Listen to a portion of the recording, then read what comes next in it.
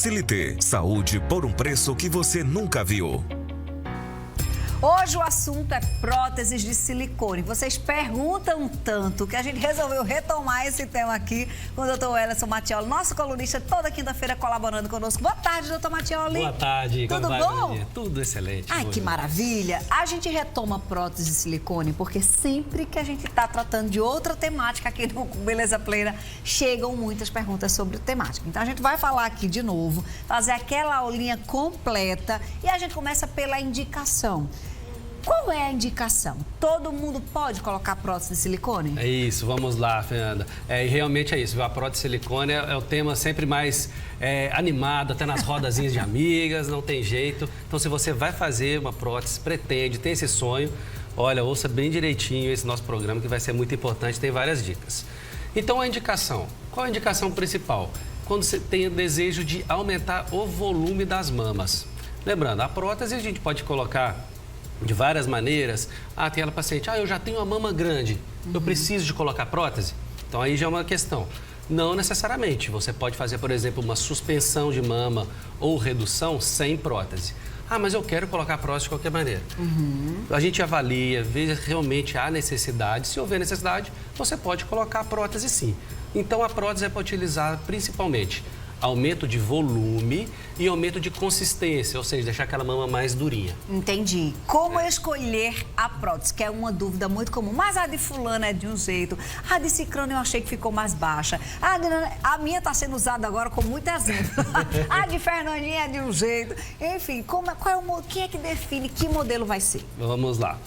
Na verdade, a prótese, para a gente escolher, ela tem vários pequenos detalhes.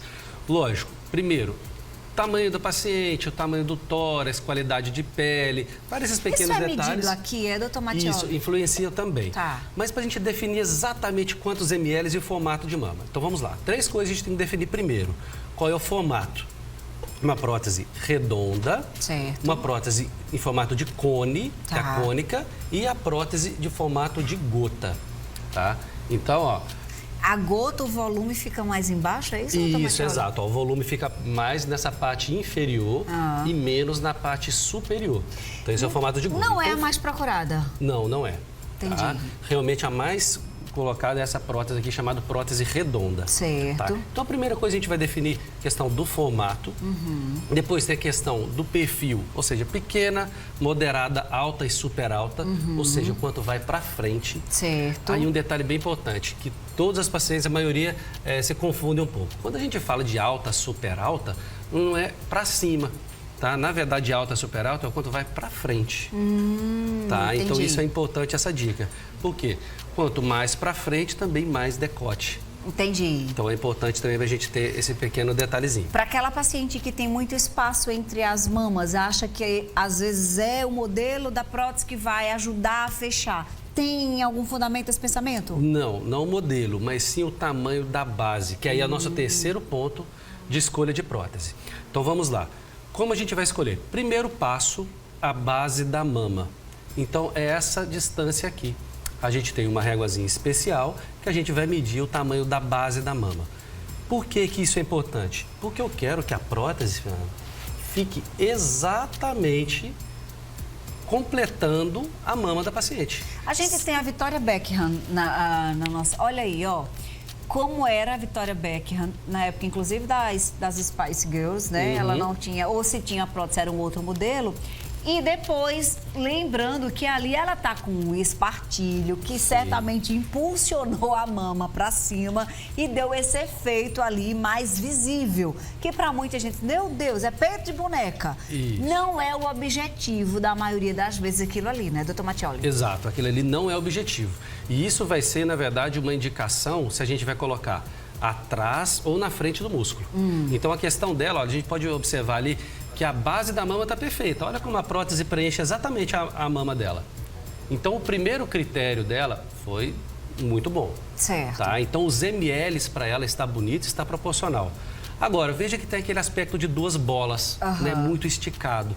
Por que isso acontece? Porque a prótese está como se fosse embaixo da pele, porque ela não tem tecido mamário, é muito pequenininho. Entendi. Então fica só aquela pele por cima, então a pele fica muito esticadona. Ela é muito magrinha também? Muito magrinha. que seria o ideal? Aí seria a nossa escolha em aonde colocar essa prótese. Se seria na frente ou atrás do músculo. Então, no caso de pacientes igual a ela, que tem pouco tecido mamário, aquela cobertura bem pequenininha, o ideal seria colocar a prótese atrás do músculo. Entendi. Se ela colocasse atrás do músculo, já ia ficar bem bonito, aquela mama valorizada e sem esse efeito de bola, assim, tão exagerado. Agora, você já falou aqui em outro momento sobre novidades, técnicas novas, que agora tem a história do dual plane, que aí você consegue usar os dois planos, enfim, tudo evolui, né? Na medicina, na cirurgia estética, na cirurgia plástica não é diferente, né, doutor Matioli? Exatamente. Então, no caso de escolha de local de colocação da prótese, a gente, para ficar fácil, divide acima ou abaixo do músculo. Porém, ainda tem, acima do músculo, a gente pode colocar subglandular, ou seja, debaixo da glândula da mama, ou embaixo da fáscia, que é uma pequena pelezinha que tem em cima do músculo, que faz para dar uma sustentação um pouco melhor. Ou atrás do músculo. Atrás do músculo de maneira total, ou dual plane, ou seja, os dois planos, né? O músculo na parte superior e abaixo do músculo, vai ser só a prótese, né? Não tem músculo. Ou mesmo aquela alça muscular de sustentação lateral, onde se coloca o músculo como se fosse um bolso na parte inferior. Na verdade, não estaria em cima do músculo, mas teria o músculo sustentando. É assim, doutor Matioli? Isso. Na parte do dual plane, o que acontece? Ocorre o músculo, ele cobre só a parte superior. Certo. Para evitar aquele efeito igual da Beckham. Tá. Por quê? Ali não ficar muito fininho. Tá. Então, o músculo protege a parte de cima. E a parte de baixo, ela fica normal. Entendi. Então, valoriza a parte de baixo e evita aquele efeito de bola mesmo exagerado. Muita gente fica com medo de, com o passar do tempo, dar uma queda embaixo. O que é que sustentaria, então, esse bolsinho? Isso, que essa alça muscular de sustentação. Então, a gente pode pegar um pedacinho de músculo, abrir ele como se fosse um bolso e a gente apoia essa prótese nessa região. Então, ela protege, ela evita que o peso da prótese depois tenha uma queda, uma flacidez no futuro. Tá? Lembrando que a cirurgia de prótese mamária nem sempre há necessidade de colocar. Mas o importante, doutor, que eu ouço todos os dias lá nas redes sociais, é melhor na frente ou atrás? Não existe o melhor. Existe o melhor e o mais indicado para cada caso. Para você, né? Então, para você, a gente te avaliando, a gente vai ver qual delas que vai ser importante. E outra pergunta muito comum, quando vê que o paciente igual a Beckham já fala, olha, aquilo lá acontece porque a prótese é redonda, doutor Matioli? Não, tá? Não é relacionado ao formato da prótese, tá? Então é só se ela é na frente ou atrás do músculo. Prótese redonda leva realmente mais para cima. Prótese cônica, ó, veja que a projeção dela é bem na parte do meio, ó. Projeção na parte do meio. Redonda leva igualmente para toda a mama, principalmente para cima. E a gota, ó, leva mais para baixo. Tá? Portanto, que não é muito um perfil das brasileiras, né? Levar muito para baixo. A Sabrina Sato, a gente também resgatou uma foto dela sem silicone e com silicone. E a gente já vê ali um aspecto mais natural, né, doutor Matioli? Isso, sim. Ela já colocou uma prótese, na verdade, um pouquinho menor em relação à base da mama. Algumas fotos dela já dá até para parecer que ela já ficou com um pouco daquele aspecto de bola, porque realmente ela é muito magrinha, tem pouca quantidade de tecido e deveria também ter colocado atrás do músculo. Entendi. Lembrando que isso é uma característica, né, individual, até mesmo do cirurgião, mas aqui a gente está explicando só para vocês a questão técnica.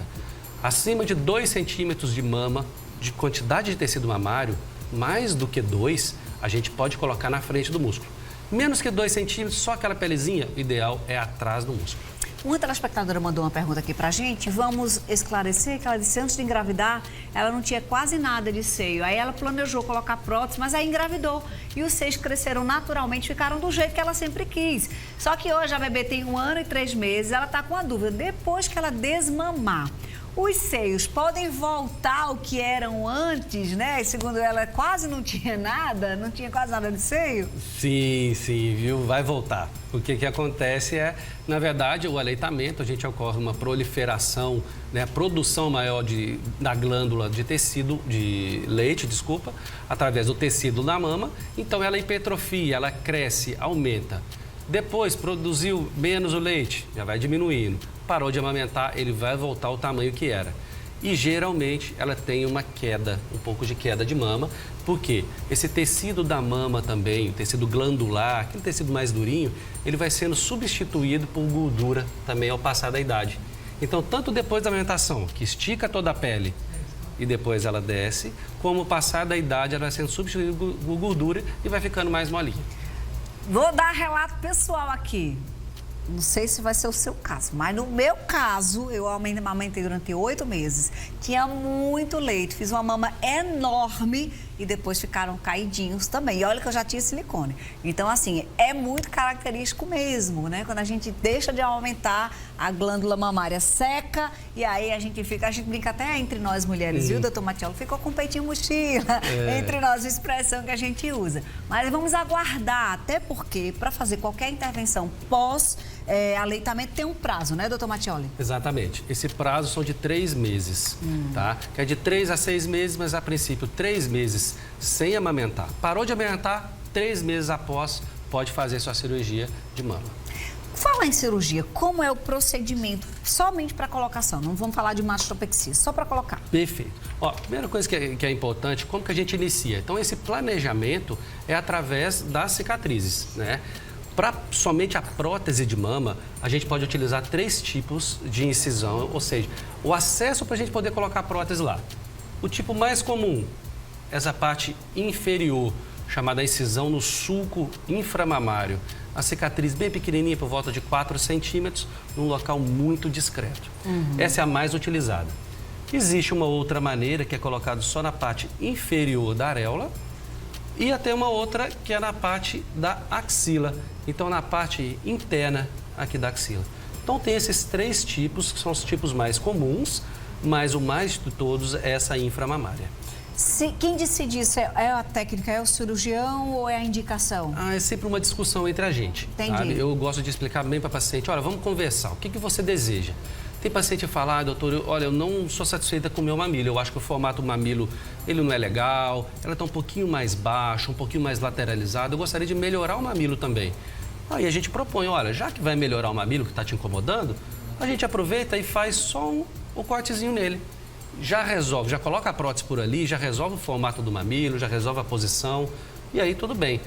Doutor Matioli, eu estou perfeitamente satisfeita com a minha mama, eu só quero volume, ou seja, cisazinha pequenininha, aquele cortezinho, e coloca a prótese, já está resolvido. Dura em média quanto tempo a cirurgia? Falta de 40 minutos a 1 hora. É uma das cirurgias que a gente fala das mais tranquilas que tem, tá?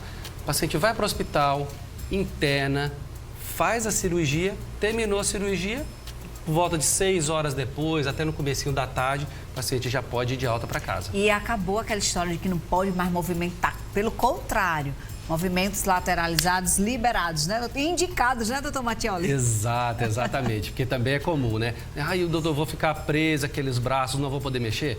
Pode mexer sim, não tem problema. Qual é a questão principal? Não existe a necessidade de fazer exageros. Sim. Né? Então, muito paciente vai, mexe demais, eleva muito os braços. Pode mexer, não tem problema, porém sem exageros. Qual é o exagero? É que a gente brinca, ó, abrir a asa e pegar a coisa no alto. Tá? Aí não pode, por Isso enquanto. que deve evitar. Mas, ó, movimentação normal, sem problemas. Doutor Matioli tá liberado hoje não, viu? Tem muita pergunta. Você vai tomar uma aguinha ali e volta já já. Vamos lá. Eu tenho um monte de pergunta. A gente vai liberar só momentaneamente o doutor Wellington Matioli, que é o tempo também de você começar a segui-lo lá no @Plástica João Pessoa, que é o Instagram dele, tá? E aí, vamos levantar aqui já.